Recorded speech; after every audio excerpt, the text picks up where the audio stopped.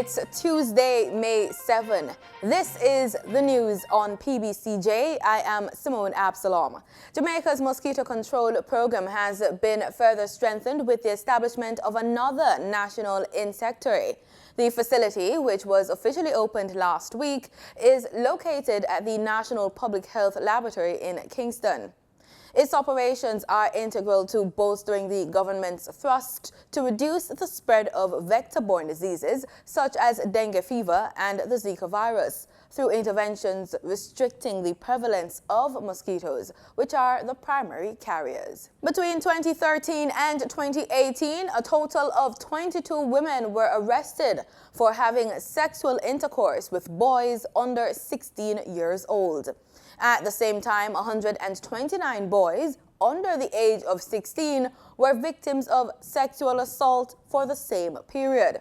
In fact, according to data from the Jamaica Constabulary Forces Statistics and Information Management Unit, between 2013 and 2018, a total of 53 females were arrested for sexual assault, of which 33 were arrested for the offense of sexual intercourse with a victim under the age of 16. Also, up to March 9 this year, one female has been arrested for having sexual intercourse with a male under 16 years old.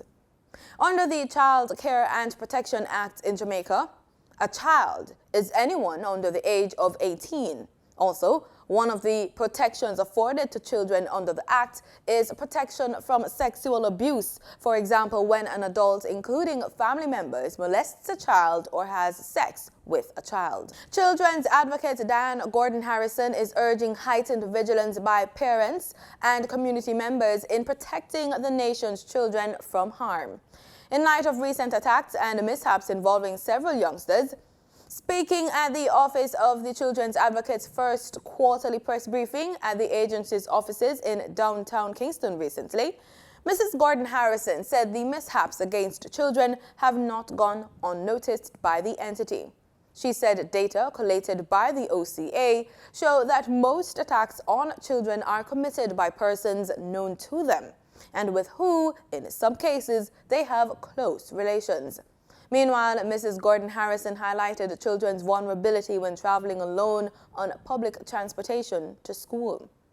Mrs. Gordon Harrison also said retired and unemployed persons could give consideration to becoming safety wardens for children who have to walk the streets, often unaccompanied. There was an extensive power outage across the island on Monday. According to information from the Jamaica Constabulary Force, they were alerted that certain categories of workers at the Jamaica Public Service may be staging industrial action based on breakdowns in wage negotiations. The police are cautioning that the withdrawal of service could affect normal operations across the island and pose a serious threat to national security. On Tuesday, traffic lights at various intersections across the corporate area were out. On Friday, April 26, a 72-hour strike notice was served on the management of Jamaica Public Service Company.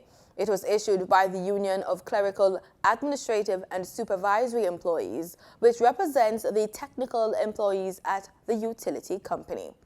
A news release from the union said the notice is in response to a breakdown in wage and fringe benefits negotiations. Motorists account for a third of road users killed since the start of the year.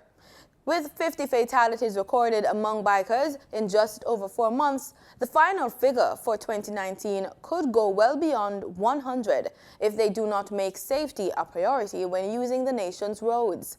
In an effort to curtail the rising number of fatalities, road safety advocates have been ramping up campaigns to boost awareness and training among this group.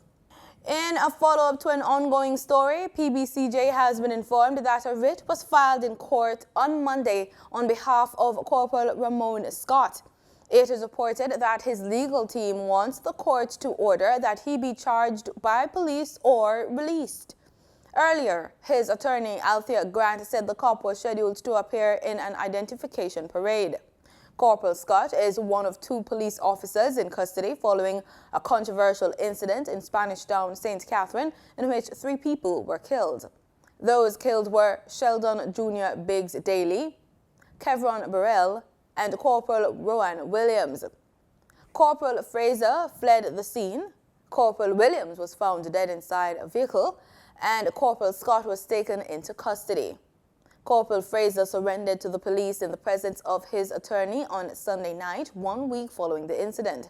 His attorney, Valrenita Robertson, is awaiting word from investigators regarding her client. The Trump administration plans to let an additional 30,000 foreigners return to the United States through September for seasonal work, a move that reflects how the booming economy has complicated President Donald Trump's hardline efforts on immigration. Details of the plan were in a draft rule obtained by the Associated Press. It would benefit oyster shucking companies, fisheries, loggers, and seasonal hotels. All use the visas to hire migrants for temporary work they say Americans won't do. The visas, known as H-2Bs, will go only to returning foreigners who have had the visa before over the past 3 budget years. Those workers, they say, have had background checks and are trusted and are not likely to stay past their visa time. The US dollar on Wednesday ended trading at Jamaican $135.98, up by 25 cents.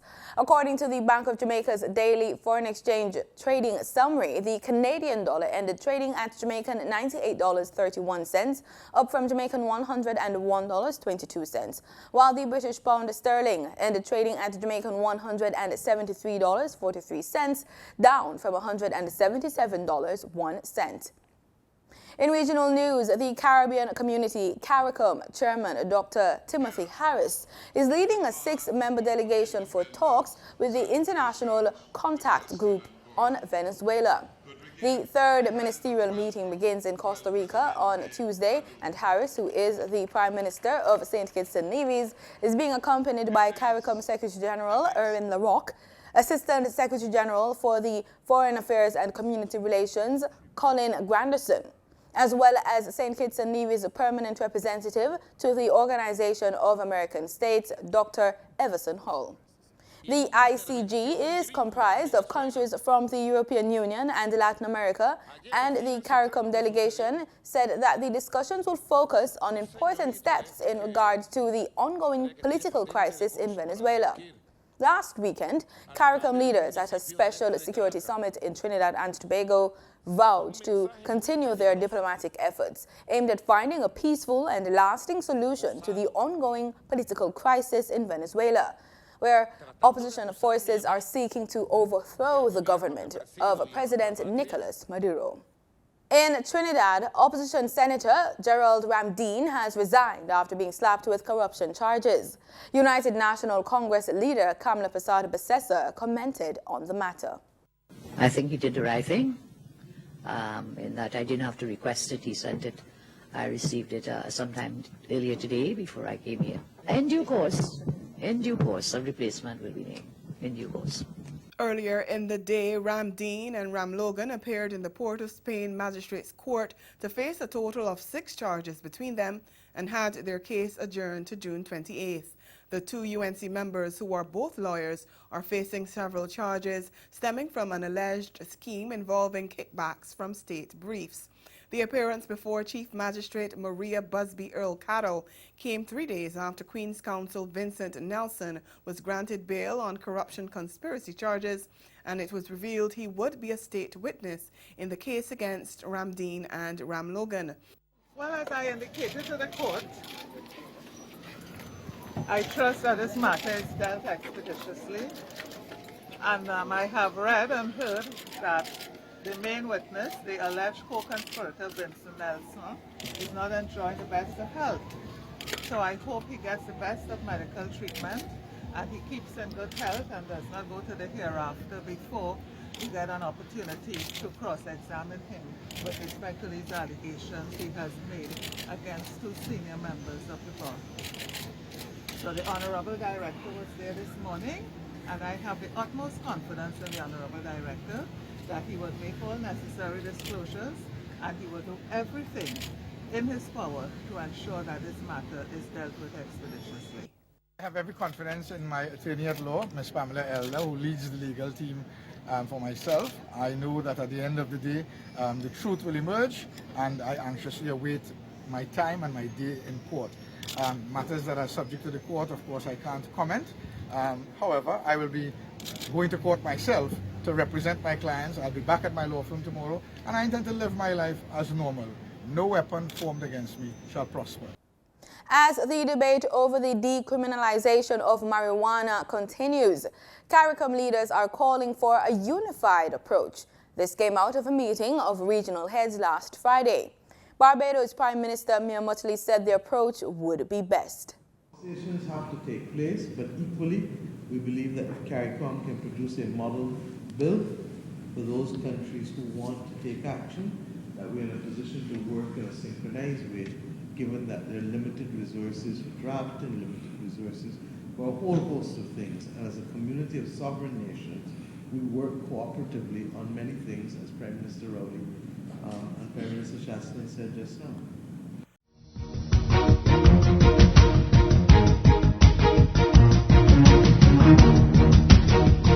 In sports, Reggae Girlz assistant coach Andrew Price says that Panama, by all indications, will be taking the friendly international game against his team very seriously. To support his position, he points to the fact that Panamanians have assembled their best possible team, clearly a move to settle an old score with Jamaica. For those who missed it, Panama was the country Jamaica defeated 4-2 in a penalty shootout in the third-place match of the CONCACAF Women's Championship in Texas last October to qualify for the FIFA Women's World Cup. Both teams had finished regulation and extra time locked 2-2 in an epic match, marked by Jamaica's perfect efforts from the 12-yard spot and their goalkeeper Nicole McClure making two brilliant moves. The match is scheduled for kickoff at 6 p.m. The Central Americans agreed to the friendly international with their nemesis, which will serve as the official send-off as the girls head for France. And that's the news on PBCJ. I'm Simone Absalom. Pleasant viewing.